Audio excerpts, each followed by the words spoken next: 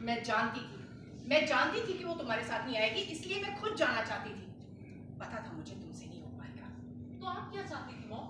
मैं उसके हाथ पांव पकड़ के उसे घसीट के यहाँ ले आऊं? ना ना, बस चुपचाप बैठे रहो और भुगतते रहो।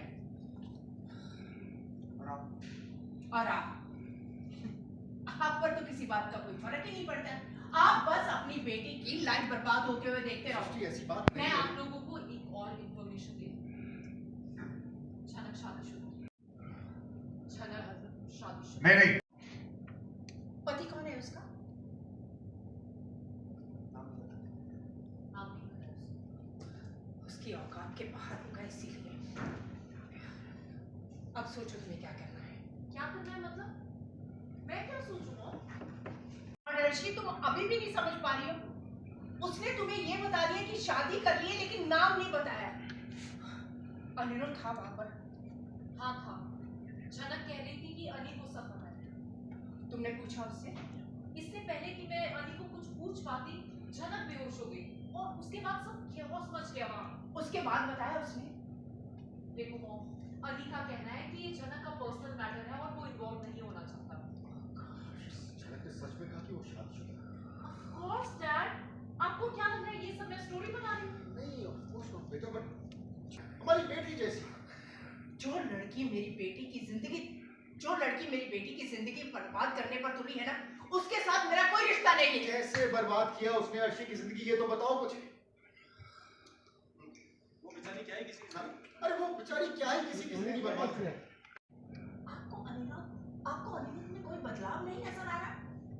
अर्शी की शादी होने वाली है उससे। सृष्टि, अगर अनिरुद्ध के अंदर बदलाव आया है नहीं आया है वो अर्शी तय करेगी। इतना तो भरोसा रखना पड़ेगा ना उसे। शादी की बुनियादी भरोसे पे टिकी रहती है। अगर भरोसा नहीं तो फिर शादी करने का मतलब क्या है? डैड, आप ये क्या बोल रहे हैं? मैंने इस रिलेशनशिप में बहुत साल इन्वेस्ट किए हैं अपने, और अनी से मैं इमोशनली जुड़ी हूँ।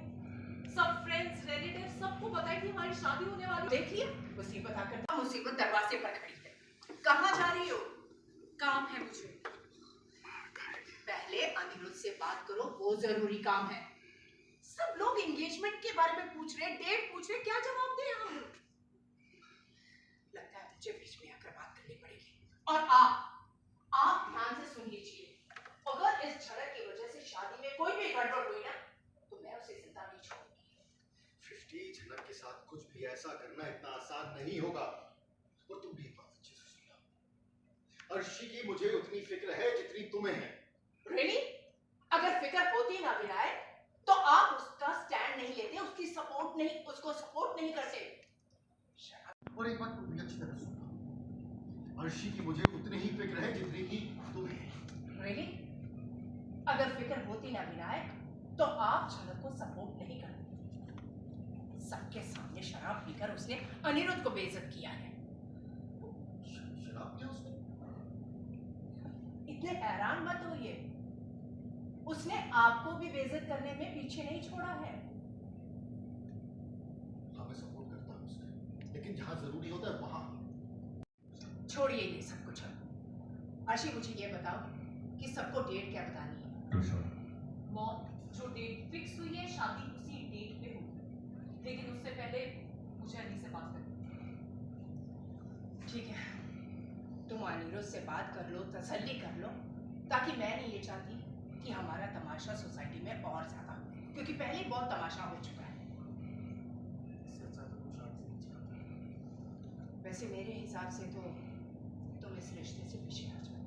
अरे आप लोग बार बार सेम बात क्यों कहे जा रहे हैं? मैं उस नौकरानी की वजह से इस शादी से पीछे नहीं हटी। उसे तो यहाँ आना ही नहीं चाहिए था। दिल तो करता है उसे वहीं वापस छोड़ा। आप बार बार एक ही बात क्यों बोले जा रहे हैं? मैं उस नौकरानी की वजह से इस शादी से पीछे नहीं हटी। उसे यहाँ आना ही नहीं चाहिए था। मैं उसे वापस भेज दूंगी। मुझे किसी बात की कोई परवाह नहीं है, अगर बात मेरी बेटी की है तो।